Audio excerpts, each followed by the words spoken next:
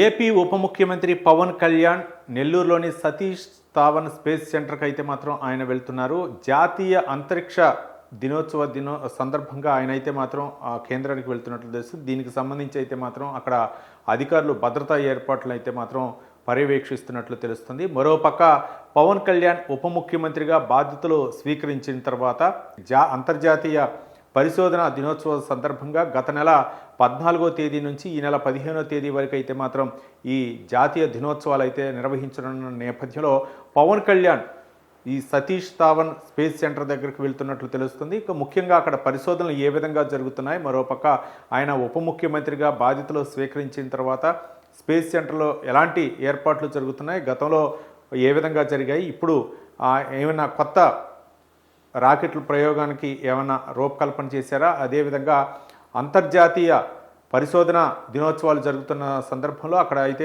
వేడుకలు నిర్వహించడం నేపథ్యంలో ఆ వేడుకల్లో అయితే మాత్రం పవన్ కళ్యాణ్ పాల్గొంటారని తెలిసింది. దీనికి సంబంధించినటువంటి భద్రతా ఏర్పాట్లు అయితే అక్కడ అధికారులు ఏర్పాటు చేయడం జరిగింది.